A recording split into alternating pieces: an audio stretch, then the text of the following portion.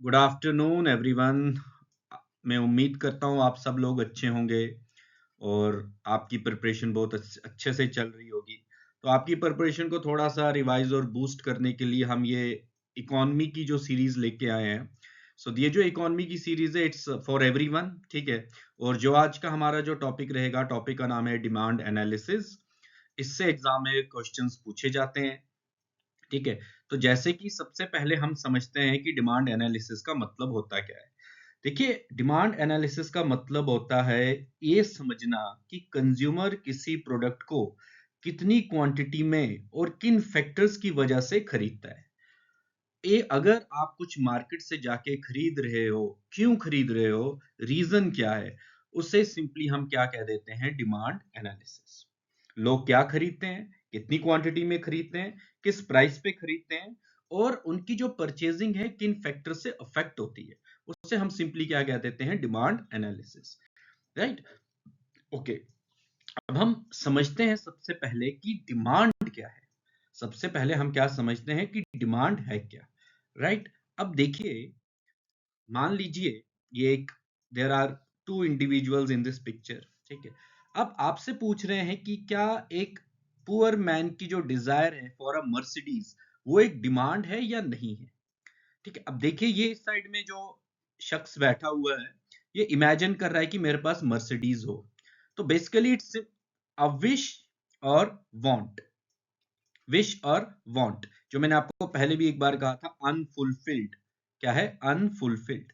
अब जो right side पे जो इंडिविजुअल है, इसके इसमें क्या डिफरेंस है। डिफरेंस ये है, फर्स्ट, इसकी डिजायर है, नो डाउट इसकी भी डिजायर है, इसकी भी विश है, लेकिन इसकी जो डिजायर है that is backed by ability to pay. Ability to pay मतलब कि इसके पास इतना पैसा है कि वो पैसा दे के ये गाड़ी खरीद सकता है। और विलिंगनेस, सबसे इंपॉर्टेंट, विलिंगनेस का मतलब है कि इसका मन है खर्चने का। अगर इसका मन नहीं है खर्चने का, तो सिंपली इसके पास एबिलिटी है, एबिलिटी है, बट विलिंग नहीं है, ये नहीं खरीदना चाहता, ये खर्चा नहीं करना चाहता। तो डिमांड को हम सिंपली, आपकी जो एक डिजायर है, डिजायर जो बैक्ड है by the ability and willingness to pay, is basically a demand. तो इस इंडिविजुअल के केस में ही can not afford to buy this. So if you can't afford to buy this, it's merely a desire और wish, but in this case the same desire is backed by the ability and willingness, so that translates into demand. That translates into a demand. So understand what is demand. First, you have the desire plus ability plus willingness. DAW, desire, ability, and willingness is equal to demand. Okay. Now, what does it mean, demand? Demand simply means the quantity of good or service that consumer are willing and able to buy at different price.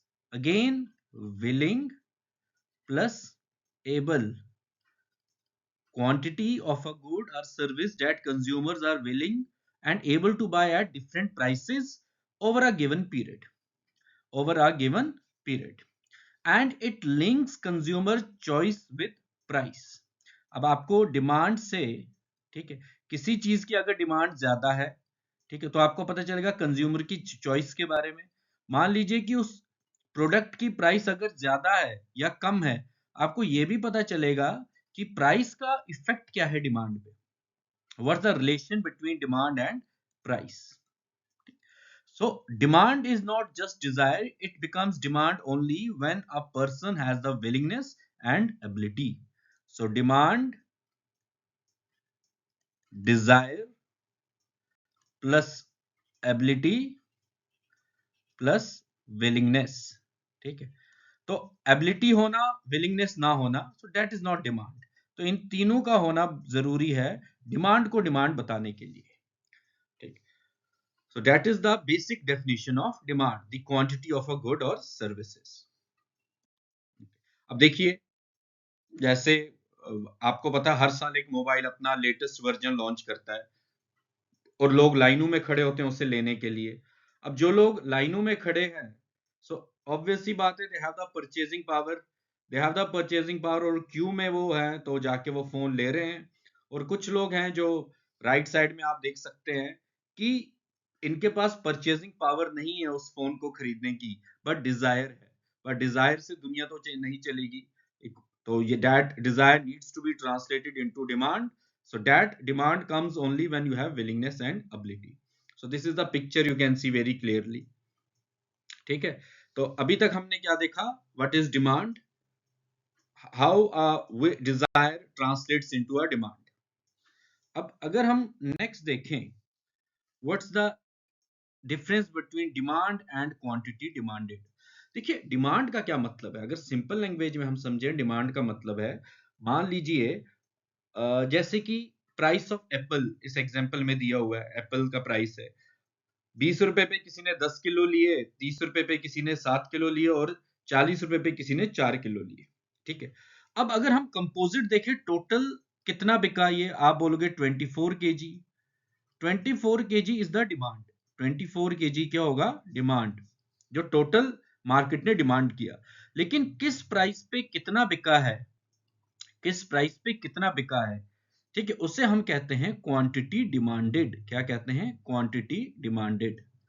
So understand the difference between quantity demanded and demand. So अगर मैं आपसे कहूं कि summation of quantity demanded at different price level is basically demand, तो कहना गलत नहीं है। So basically demand is a broader term. Quantity demanded is a part of demand. ठीक है, जैसे 30 रुपए पे किसी ने 7 किलो लिए है तो ये क्वांटिटी डिमांडेड है। बट अगर आप ओवरऑल देखोगे तो कंपोजिट पूरा आप इसको ऐड करोगे, that will be demand. So quantity demanded is a part of demand. So please remember this. Okay. Now coming to the types of demands. अब डिमांड के बहुत सारे टाइप्स हैं, डिमांड के बहुत सारे टाइप्स हैं। तो उन टाइप्स को थोड़ा बहुत हम समझते हैं कि क्या क्या किस्म की हमारी डिमांड्स हैं। जैसे कि पहले अगर हम बात करें, एक इंडिविजुअल डिमांड आती है। इंडिविजुअल डिमांड क्या हुआ? मान लीजिए एक फैमिली में 5 लोग हैं, 5 लोग हैं, एक पर्सन को पिज्जा पसंद है, ठीक है, किसी दूसरे पर्सन को बर्गर पसंद है, किसी को सैंडविच पसंद है। ठीक है, तो हर एक इंडिविजुअल की अपनी एक डिमांड है, और ये इसको willing and able to buy at various prices, they have the ability and the willingness to buy. किसी एक इंडिविजुअल की स्पेसिफिक डिमांड को हम सिंपली क्या कह देते हैं? Individual demand. अब अगर हम इंडिविजुअल्स की, देखो एक इंडिविजुअल की demand is called individual demand, and the summation of individuals demand, the summation of individuals demand becomes market demand. It becomes market demand. ठीक, so market demand is a broader term. It includes all consumers in the market, whereas individual demand is a narrower term. It is restricted to a single individual. वो किस तरह से purchase करता है, क्या purchase करता है। ठीक है, तो जैसे कि आपको पता होगा, एक आपका माइक्रो इकोनॉमिक्स है। तो अगर आप एक इंडिविजुअल को स्टडी करोगे, that is a part of micro economics. ठीक है, और जब ग्रुप ऑफ इंडिविजुअल्स को हम स्टडी करें, अ ग्रुप ऑफ इंडिविजुअल्स, उसको हम किस में कैटेगराइज कर देंगे? मैक्रो इकोनॉमिक्स में, माइक्रो एंड मैक्रो। ठीक, so individual demand and market demand. अब आप इसको इस एग्जांपल से समझिए। अब देखिए, ये कंज्यूमर ए, और ये आपका एक्स एक्सिस और वाई एक्सिस पे आपका प्राइस है, एक्स एक्सिस पे आपका क्वांटिटी है। ये एक कंज्यूमर ए है, ये कंज्यूमर बी है। ठीक है, तो कंज्यूमर ए जो है, जब प्राइस 4 रुपए थे तो वो कितनी कॉफी ले रहा है? यहाँ पे 1 कप ले रहा है। और जैसे ही प्राइस 2 रुपए हुआ तो उसने अपनी जो डिमांड है परचेजिंग को बढ़ा दिया। राइट, अब यही कंज्यूमर बी के केस में अगर देखें, जब प्राइस 4 रुपए थी तो उसने कितने यूनिट्स बाई किए? 2। और जब प्राइस 2 रुपए थी तो उसने कितने यूनिट्स बाई किए? 5। अगर हम इन्हें इंडिविजुअली प्लॉट कर दें, क्या कर दें? Individually plot. अब आप देखिए, जब $4 किसी कॉफी, चाय, कुछ भी आप मान लो, जब $4 प्राइस थी, ए ने कितनी क्वांटिटी डिमांड की? 1। बी ने कितने की? 2। तो अब मैंने आप जब सबमिशन लोगे ये जो 3 है यहाँ पे 3, ठीक है, ये 3 आपका क्या बन रहा है यहाँ पे 3, this 3 is basically your market demand, this 3 is your market demand and the same जब यही आपका प्राइस क्या था 2 रुपीज, ए ने कितना मांगा 3 यूनिट और बी ने कितना परचेज किया 5 यूनिट और कलेक्टिवली कितना हो गया 8 यूनिट, ठीक है। तो ये आपकी मार्केट डिमांड होगी, ये आपकी प्राइस होगी, ये आपकी क्वांटिटी होगी, ठीक है। तो इंडिविजुअल डिमांड का ही जब हम सबमिशन करते हैं, क्या करते हैं सबमिशन, इंडिविजुअल डिमांड से सबमिशन हमें क्या देता है मार्केट डिमांड, ठीक है। ओके, नाउ नेक्स्ट एक थर्ड टाइप ऑफ डिमांड जिसे हम कहते हैं जॉइंट डिमांड। क्या कहते हैं जॉइंट डिमांड, मतलब एक तरह से अगर आपको एक प्रोडक्ट को यूज करना है तो आपको उसका जो कंप्लीमेंट्री गुड्स हैं, क्या है कंप्लीमेंट्री गुड्स, उन्हें भी आपको परचेज करना पड़ेगा।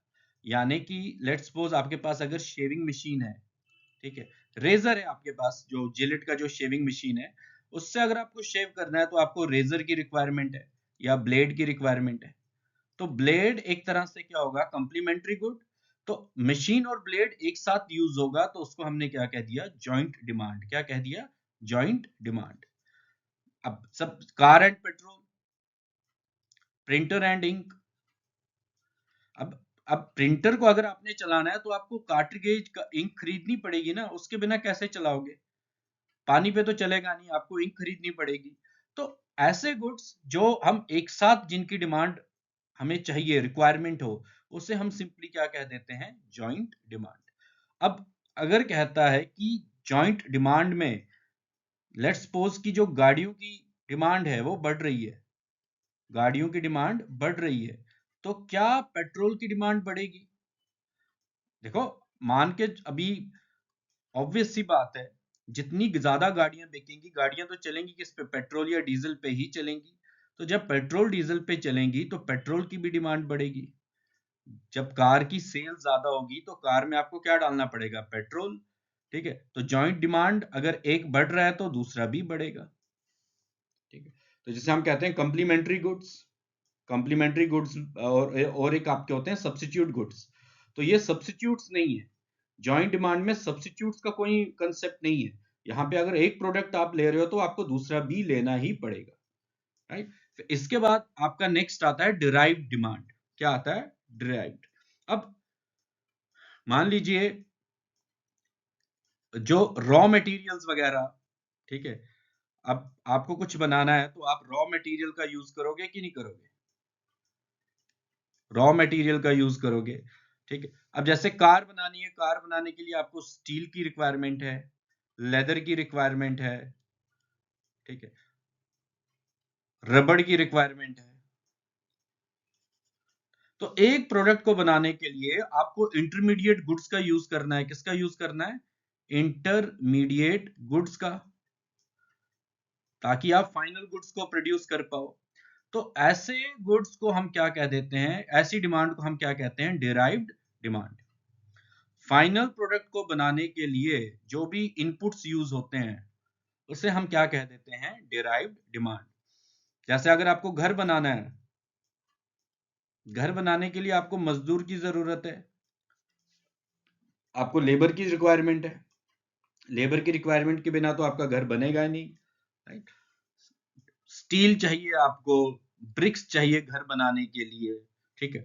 अब यहां पे मान लीजिए अगर यहां पर भी कंसेप्ट क्या है कि अगर आपका ज्यादा कंस्ट्रक्शन होगी, ज्यादा घर बनेंगे, तो जो ईंट है जो ब्रिक्स, तो ब्रिक्स की भी डिमांड बढ़ेगी ना, ब्रिक्स की भी डिमांड बढ़ेगी। हाउसिंग इंडस्ट्री अगर डेवलप होगी, रियल एस्टेट फ्लैट्स वगैरह ज्यादा बनेंगे, तो demand for BRICS will increase, labour will increase. तो आपने जो घरों में सरिया यूज कर रहे हो, जो आयरन सरिया यूज कर रहे हो, उसकी भी तो डिमांड बढ़ेगी ना। तो मान लीजिए ये सिंपली क्या कहता है डिराइव डिमांड, कि हम अगर कुछ बना रहे हैं उसको बनाने में हमें बहुत सारे इनपुट्स का यूज करना है, रॉ मटेरियल का यूज करना है, इंटरमीडिएट गुड्स का यूज करना है। तो वो सारे intermediate goods are basically example of derived demand. Derived demand. फिर आपका नेक्स्ट कैटेगरी ऑफ डिमांड जिसे हम कहते हैं कंपोजिट। अब कंपोजिट का मतलब होता है कि one product can be used for multiple purposes, या एक प्रोडक्ट जिसके ऑल्टरनेट यूजेस हैं। क्या हैं? Alternate uses. ठीक। अब ऑल्टरनेट यूजेस जैसे आपके घरों में जो इलेक्ट्रिसिटी आती है, आप इस पे अपना फोन भी रिचार्ज करते हो, लैपटॉप भी रिचार्ज करते हो, इंडक्शन आजकल डिमांड में है तो इंडक्शन का भी यूज करते हो, हीटिंग का यूज करते हो, आप गर्मियां आएंगी तो एसी भी चलेंगे, कूलर भी चलेंगे। ठीक है। तो एक बिजली से आप एक because of this electricity, electricity एक तरह की आपका क्या है? Composite, example of composite demand. इससे आप बहुत सारे काम लेते हो। Second, milk. अब मिल्क को आप देखो, दूध भी बना सकते हो, बटर भी बना सकते हो, घी भी बना सकते हो, आइसक्रीम भी बना सकते हो। तो अब एक दूध जो है, मिल्क जो है, इसके जो मल्टीपल प्रोडक्ट्स हैं, मल्टीपल यूजेस हैं। क्या है? Multiple uses. तो जब एक प्रोडक्ट को हम मल्टीपल वेज में यूज कर सकते हैं या मल्टीपल प्रोडक्ट्स बना सकते हैं, उस प्रोडक्ट को हम सिंपली किस डिमांड में कैटेगराइज करते हैं? Composite demand. Same is the case with steel. Same is the case with steel. या बर्तन बनाओगे, अब स्टील के बर्तन भी तो हैं, यूटेंसिल्स भी तो है, कंस्ट्रक्शन में भी यूज होता है, या ऑटोमोबाइल मैन्युफैक्चरिंग में करोगे। लेकिन यहां पे आपको एक बात समझनी है, एक की कंसेप्ट जो समझना है आपको। मान लीजिए अगर हम एक प्रोडक्ट का यूज किसी ज्यादा क्वांटिटी में कर रहे हैं किसी स्पेसिफिक प्रोडक्ट के लिए, मान लीजिए अब जैसे मिल्क है। ठीक है। अब मिल्क से आप क्या क्या बना सकते हो? चीज भी बना सकते हो, बटर भी बना सकते हो, घी भी बना सकते हो। ठीक है। लेकिन अब आपको लग रहा है कि मिल्क से ज्यादा चीज यानी कि पनीर ज्यादा बनाया जाए, तो आप क्या करोगे? मिल्क का ज्यादा यूज कहाँ करोगे? चीज को बनाने में। तो हो सकता है कि जो अवेलेबिलिटी ऑफ मिल्क है, जो अवेलेबिलिटी ऑफ मिल्क है फॉर बटर एंड घी, ये क्या हो जाएगी? डिक्रीज। क्या हो जाएगी? डिक्रीज। तो यहां पे आएगा फिर यूरिया मिल्क। यहां पे फिर एंट्री होगी किसकी? यूरिया मिल्क की, एडल्ट्रेशन की। ठीक है। Jokes apart, but concept simply ये कहता है कि जब भी हम कंपोजिट डिमांड में हम कंसेप्ट को समझते हैं, डिमांड को समझते हैं, जब भी एक प्रोडक्ट जिसके हम मल्टीपल यूजेस में यूज कर सकते हैं, अगर उसका यूज एक प्रोडक्ट को बनाने में ज्यादा हो रहा है, तो बाकी प्रोडक्ट्स के लिए उसकी अवेलेबिलिटी क्या हो जाएगी? कम। ठीक है। तो उसे हम क्या कहते हैं? Composite demand. कंपोजिट डिमांड, एक अनार सौ बीमार। सिंपली ये याद रख लेना, कंपोजिट डिमांड के केस में एक अनार सौ बीमार। ओके। इसके बाद नेक्स्ट इज क्रॉस डिमांड।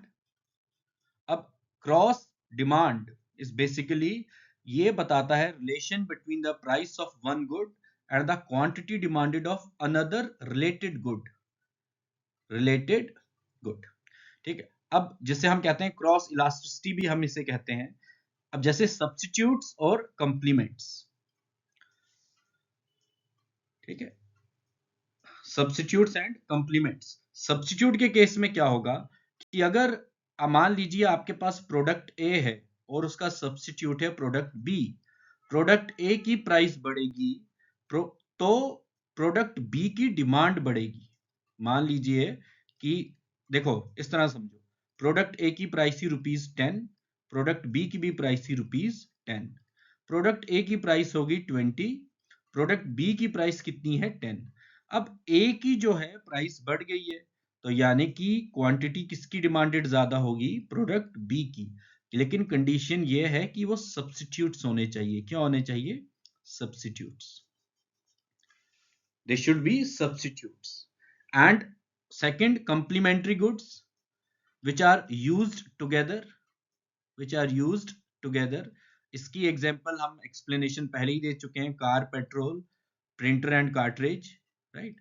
तो that is complementary good. Complementary good के केस में क्या होगा? अगर एक प्रोडक्ट ए है, उसकी प्राइस बढ़ रही है, तो प्रोडक्ट बी की जो क्वांटिटी डिमांडेड है वो क्या हो जाएगी? डिक्रीज। क्योंकि इन्हें यूज ही हम साथ में कर सकते हैं, इन्हें हम इंडिविजुअली यूज नहीं कर सकते, ये एक दूसरे को कंप्लीमेंट करते हैं। क्या करते हैं? कंप्लीमेंट।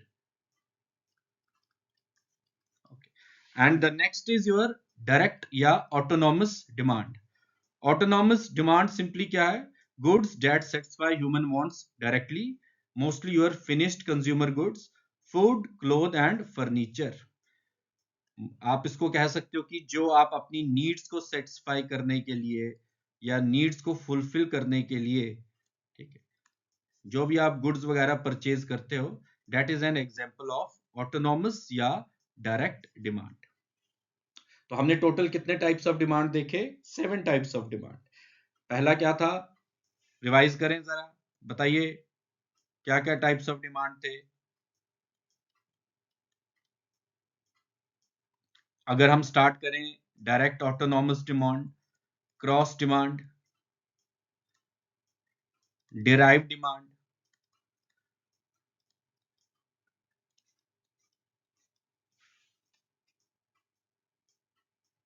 तो फिर टाइप्स ऑफ डिमांड के बाद हम आते हैं अपने डिटरमिनेंट्स ऑफ डिमांड. तो बेसिकली डिटरमिनेंट्स ऑफ डिमांड का सिंपली ये मतलब है कि जो डिमांड है वो किन फैक्टर्स पे डिपेंडेंट है. डिमांड जो है वो किन फैक्टर्स पे डिपेंडेंट है, जिसे हम सिंपली कभी कभी ये भी कहते हैं डिमांड फंक्शन. क्या कहते हैं? Demand function. सो बेसिकली अगर देखा जाए demand function, demand is a function of price, income, substitutes, taste and preferences, advertisement, ठीक है. तो सिंपल सी लैंग्वेज में अगर आपको ये जानना है कि डिटरमिनेंट्स ऑफ डिमांड का मतलब क्या है, तो डिटरमिनेंट्स ऑफ डिमांड का मतलब है कि एक प्रोडक्ट की जो डिमांड है वो किन फैक्टर से अफेक्ट होती है.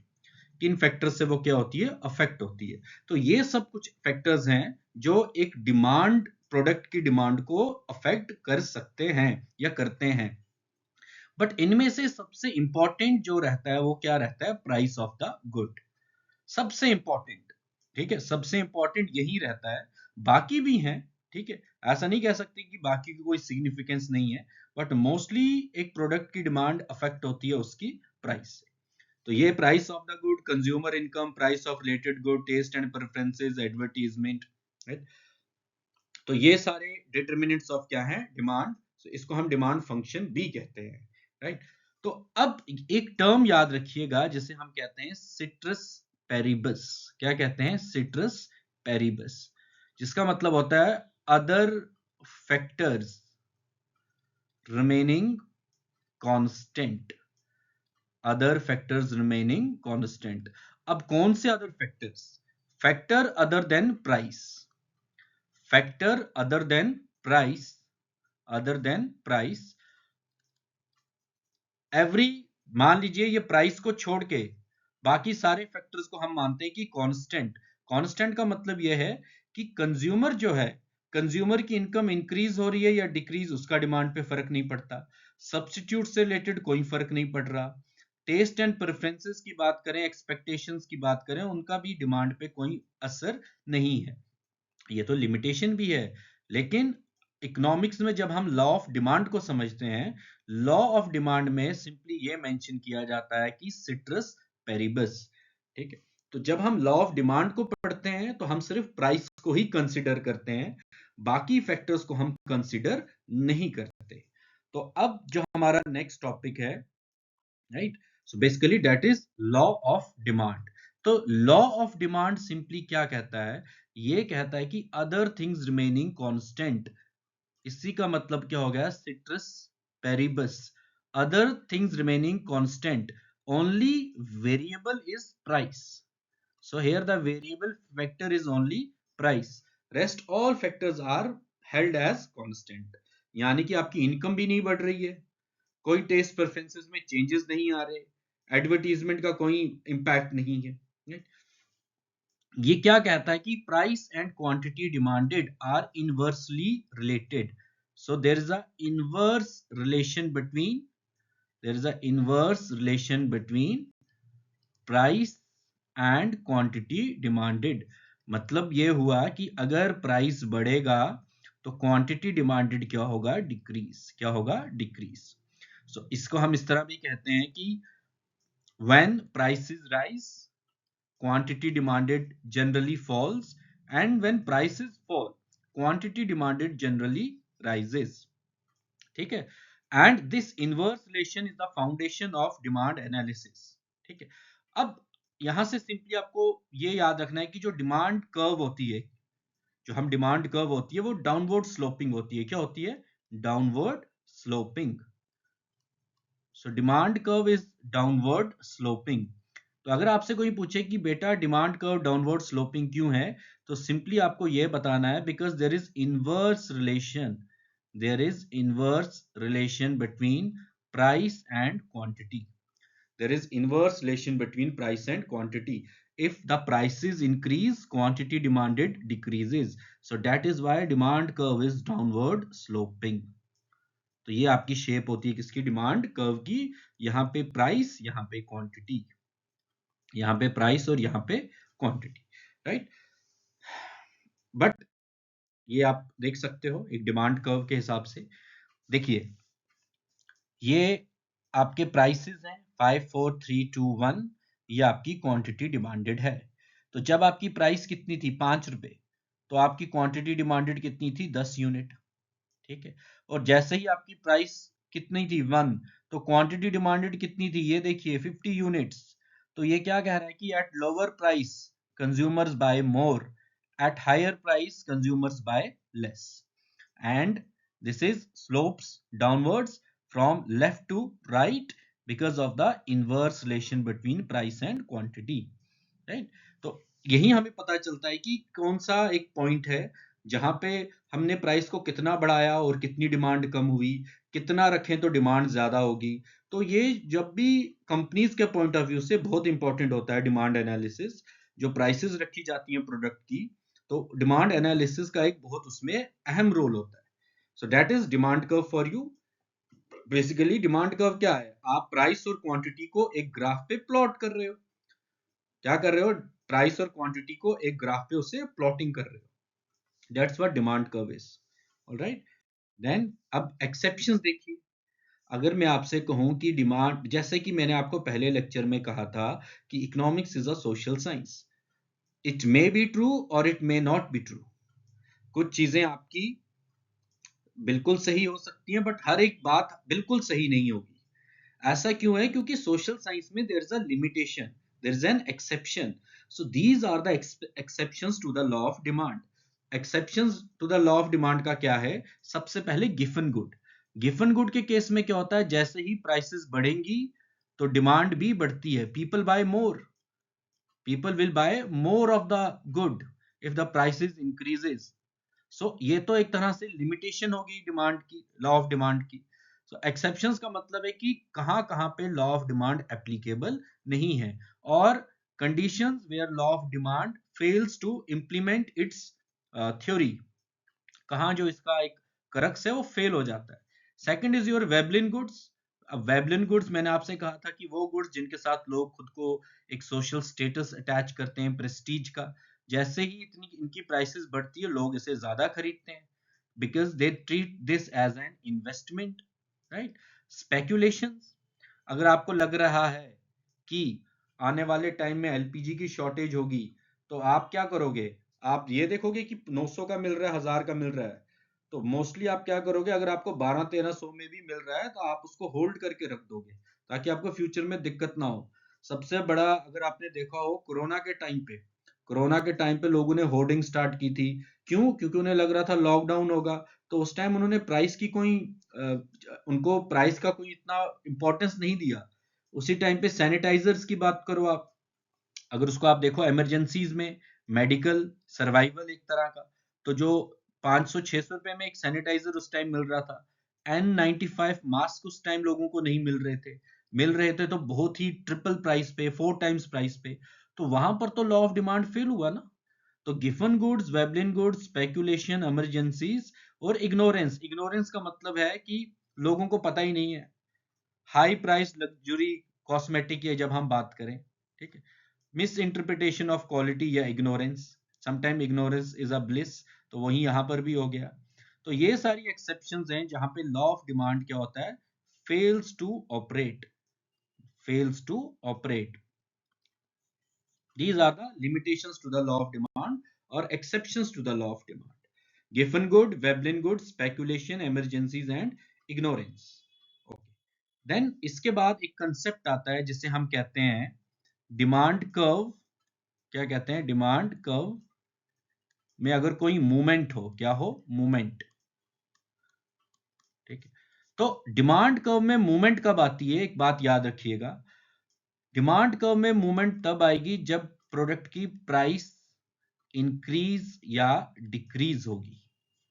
क्या होगी? इंक्रीज या डिक्रीज, और बाकी जो फैक्टर्स थे वो क्या रहेंगे? कांस्टेंट। क्या रहेंगे? कांस्टेंट। ठीक है, और ये बात भी याद रखिए, जब भी हम बात करते हैं movement along the demand curve, movement along the demand curve, वहां पे हम बात करते हैं एक्सपेंशन और कंट्रैक्शन की। किसकी बात करते हैं? एक्सपेंशन और कंट्रैक्शन की। एक्सपेंशन का मतलब क्या हुआ? एक्सपेंशन का मतलब हुआ जब प्राइस डिक्रीज होगी, प्राइस क्या होगी? डिक्रीज। प्राइस क्या होगी? Decrease. Quantity demanded will increase, तो उसे हम कह देते हैं एक्सपेंशन। क्या कहते हैं? एक्सपेंशन। और कंट्रैक्शन का मतलब होता है अगर प्राइस इंक्रीज होगी, क्वांटिटी क्या होगी? डिक्रीज, तो उसे हम कहते हैं contraction. Exam point of view से आपको जो इंपॉर्टेंट है वो ये याद रखना है कि movement along the demand curve is basically totally dependent on the price. Totally dependent on the price. So if price increases, quantity demanded decreases, that is called contraction. If price decreases, quantity demanded increases, that is called expansion. या आप इसको example के point of view से भी समझ सकते हैं। अब देखिए, मान लीजिए ये आपका एक पॉइंट है, ठीक है, P1। क्या है? P1। P1 जो आपका इनिशियल प्राइस है, क्या है? Initial price. ठीक है, अब यहां से अगर आप देखो, प्राइस आप कम कर दो, आपने एक नया प्राइस P3 और ये है आपका P2। क्या है? P3 और P2। अगर आप प्राइसेस को कम कर दो, ठीक है, तो आप देखो डिमांड बढ़ गई कि नहीं? अब यहां से यहां पे हम क्या कहेंगे? एक्सपेंशन। क्या कहेंगे? एक्सपेंशन। यहां से यहां जो हुआ उसे हम एक्सपेंशन कहेंगे। अब यहीं अगर आप प्राइसेस को बढ़ा दो, प्राइसेस को बढ़ा दो, ठीक है, इनिशियल पॉइंट से अगर आप प्राइसेस को बढ़ा दो, इनिशियल डिमांड आपकी ये है, तो अगर आप इस तरफ जब शिफ्ट होगा उसे हम क्या कहेंगे? कंट्रैक्शन। क्या कहेंगे? कंट्रैक्शन। ठीक है, तो एक्सपेंशन ऑफ डिमांड क्या है? When price decreases, quantity demanded increases, that is expansion. Expansion के लिए याद रखिए P3, और कंट्रैक्शन के लिए आपका क्या है? P2। तो जैसे ही आपकी यहां पर गई प्राइस, तो आप देखिए आपकी जो डिमांड है वो कम होगी, Q3। तो इसे हम क्या कहेंगे? कंट्रैक्शन। इससे क्या कहेंगे? एक्सपेंशन।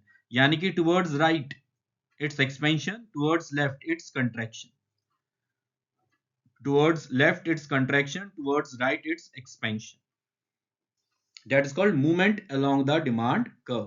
क्या कहते हैं? Movement along the demand curve. Then इसके बाद आपका आता है shift of the demand curve. अब शिफ्ट और मूवमेंट में जो फंडामेंटल डिफरेंस है, देखिए, शिफ्ट के केस में जो प्राइस है, price will remain constant. Price will remain constant. There is no change in the price. There is no change in the price. इसका मतलब है other than price, other than price, जो भी आपके फैक्टर्स हैं they will change। यानी कि income, taste, advertisement, ठीक है, प्राइस ऑफ रिलेटेड गुड्स। तो अगर इनमें, इनकी वजह से, इन सब की वजह से डिमांड में अगर चेंज आया, अगर डिमांड में जो चेंज है, if there is change in demand due to other factors, due to other factors except price, except price, price आपका कांस्टेंट रहेगा, प्राइस में कोई चेंज नहीं हो रहा, ठीक है, बाकी फैक्टर्स में चेंज हो रहा है, तो उस वजह से डिमांड कर्व में क्या आता है? शिफ्ट। तो ये एक एग्जाम पॉइंट ऑफ व्यू से भी याद रखिए कि डिमांड कर्व में शिफ्ट तब आता है जब other factors change, when other factors change. तो अगर राइटवर्ड शिफ्ट होगा तो इंक्रीज इन डिमांड, और अगर लेफ्टवर्ड शिफ्ट होगा तो डिक्रीज इन डिमांड। तो यानी कि राइटवर्ड शिफ्ट का मतलब है कि प्राइसेस, आपकी जो इनकम है, सॉरी, जो आपकी इनकम इंक्रीज हुई, लोगों के टेस्ट बदल गए, लेफ्टवर्ड शिफ्ट कब होगा? जब आपकी इनकम वगैरह डिक्रीज होगी, या जो प्रोडक्ट था वो अब ऑब्सलीट हो चुका है, ओल्ड फैशन प्रोडक्ट है, उसे कोई ले नहीं रहा है, ठीक है। That is called shift of the demand curve. अब यहाँ पे आप देख सकते हैं, ये आपका इनिशियल डिमांड कर्व है, this one, this is your initial demand curve, ठीक है। तो अगर ये टुवर्ड्स लेफ्ट आ रहा है तो इससे हम क्या कहेंगे? Decrease in demand. Towards right जा रहा है तो इसे हम कहेंगे इंक्रीज इन डिमांड। तो what are the non price determinants of demand? Income, taste, advertisement, expectations, number of buyers in the market, या price of related goods. These are the non price determinants of demand. Okay okay. तो अब थोड़ा सा अगर हम quick revision देखें, एक बार हमने क्या पढ़ा? हमने पढ़ा कि डिमांड क्या होती है। What is demand? Quantity consumers are willing to buy at different prices. Law of demand क्या कहता है? प्राइस बढ़ेगी तो डिमांड कम होगी। एक आपका होता है मूवमेंट अलोंग कर्व, और एक होता है shift in demand curve. Movement along the curve is because of price change, shift in demand curve is due to other factors. तो आई होप आपको आज का लेक्चर अच्छा लगा होगा, इससे आपका वैल्यू एडिशन हुआ होगा। तो ऐसे ही हम कंटिन्यू करते रहेंगे, आगे भी हम सीरीज को कंटिन्यू रखेंगे, ठीक है। तो please do like, share and subscribe, right. Quality content आपको इस तरह ही मिलता रहेगा। बाकी जो भी आपका वैल्यूएबल सजेशन है, फीडबैक है, आप प्लीज हमसे वो शेयर कर सकते हैं, ठीक है। अब हम मिलते हैं अपने नेक्स्ट लेक्चर में, जो कि होगा वेडनेसडे को, date is 8th of April, as it is this lecture series is on alternate day, ठीक है। Thank you very much, have a great evening, and I hope कि आप अपना प्रिपरेशन अच्छे से कर पा रहे हो, and all the very best, thank you.